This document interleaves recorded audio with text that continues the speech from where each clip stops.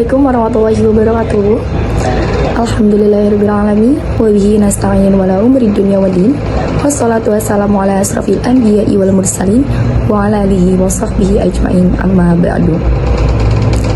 Kepada yang terhormat Bapak Doni selaku dosen pengampu mata kuliah Hukum dan Bisnis, dan kepada teman-teman kelompok 6 yang saya cintai dan saya banggakan.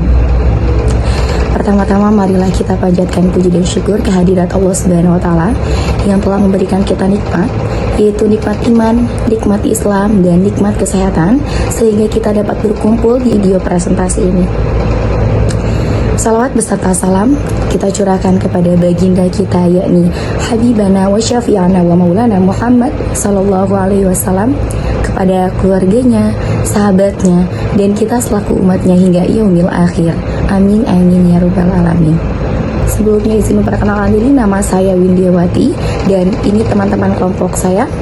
Perkenalkan, nama saya Yeni Masrifah. Halo, perkenalkan nama saya WK Rasendria Pratama. Assalamualaikum warahmatullahi wabarakatuh. Perkenalkan, nama saya Wahyu Nur Pratama dari. Assalamualaikum warahmatullahi wabarakatuh. Perkenalkan, nama saya Yusnita Yoda. Saya dari kelas 02 Sake 006. Assalamualaikum warahmatullahi wabarakatuh. Perkenalkan, nama saya Triwulandari Fuadah dari kelas 02 Sake 006. Baik, di sini kita selaku kelompok 6 akan mempresentasikan mengenai judul pengenalan pengangkutan laut, udara, dan darat. Konsep dasar pengangkutan, seperti yang kita ketahui, pasti teman-teman semua pada udah tahu ya, pengangkutan itu apa sih gitu. Pengangkutan adalah kegiatan memindahkan barang dari penumpang satu ke penumpang yang lain. Pengangkutan dapat dilakukan melalui darat, udara, dan laut. Jadi nggak cuma satu pengangkutan. Jadi kita bisa berbagai macam pengangkutan kita bisa lakukan. Dasar hukum pengangkutan di Indonesia juga diatur dalam berbagai peraturan perundang-undangan seperti Undang-Undang Nomor 22 Tahun 2009 tentang lalu lintas dan angkutan jalan. Undang-Undang Nomor 1 Tahun 2009 tentang penerbangan, dan Undang-Undang Nomor 17 Tahun 2008 tentang pelayaran. Hukum memainkan peran penting dalam mengatur hubungan pengangkutan, seperti pengangkut, pengirim, dan penerima barang. Hukum juga mengatur tanggung jawab dan hak-hak para pihak. Pengangkutan darat.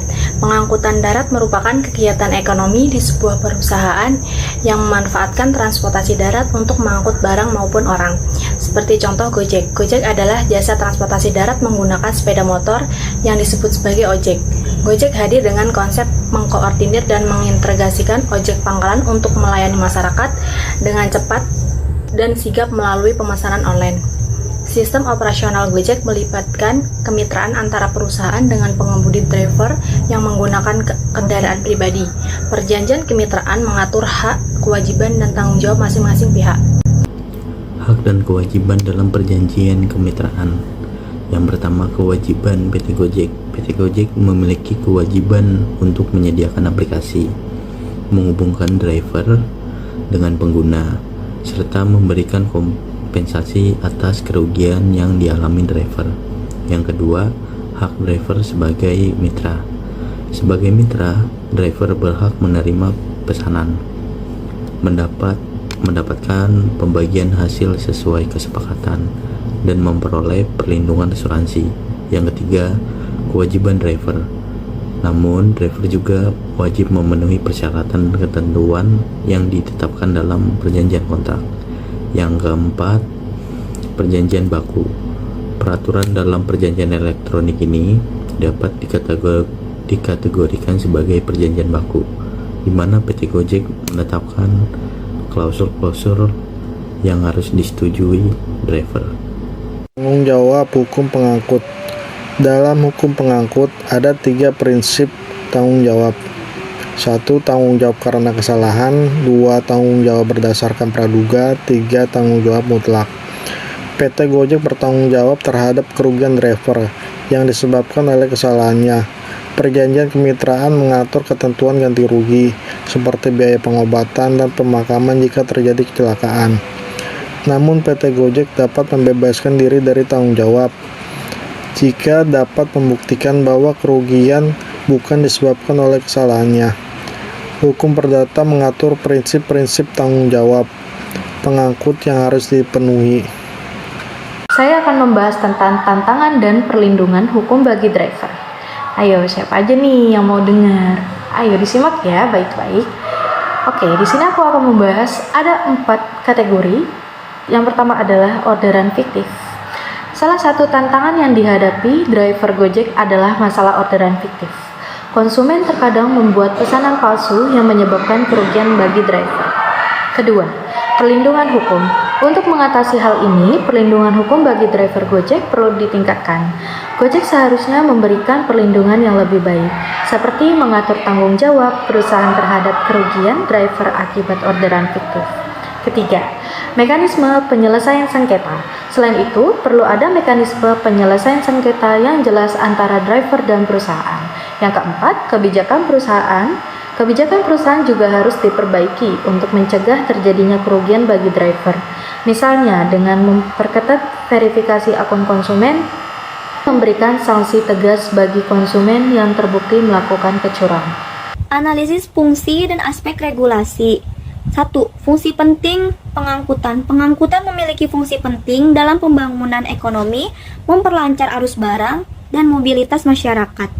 2. Tantangan regulasi transportasi online. Regulasi pemerintah terhadap transportasi online seperti Gojek masih menghadapi tantangan. Peraturan belum sepenuhnya mengakomodasi model bisnis transportasi modern. 3. Kebutuhan regulasi yang seimbang. Diperlukan keseimbangan antara kepentingan perusahaan, driver, dan masyarakat. Regulasi yang adil dan melindungi semua pihak akan mendukung pertumbuhan ekonomi dan keadilan sosial. Kesimpulan, menganalisis aspek hukum yang kompleks terkait layanan GoFood dari Gojek, salah satu perusahaan teknologi terkemuka di Indonesia.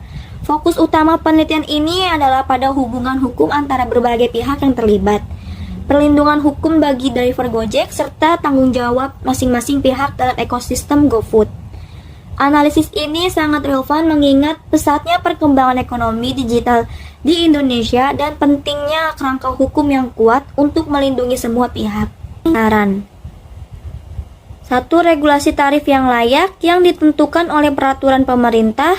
2. Tarif regulasi pemotongan aplikasi yang jelas.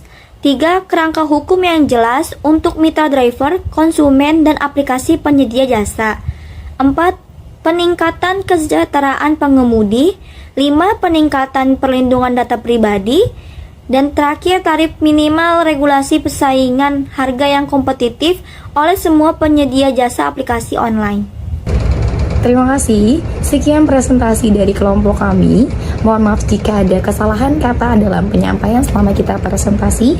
Kesempurnaan hanya milik Allah. Wallahu muwaffiq ila aqwamit thoriq. Wassalamualaikum warahmatullahi wabarakatuh.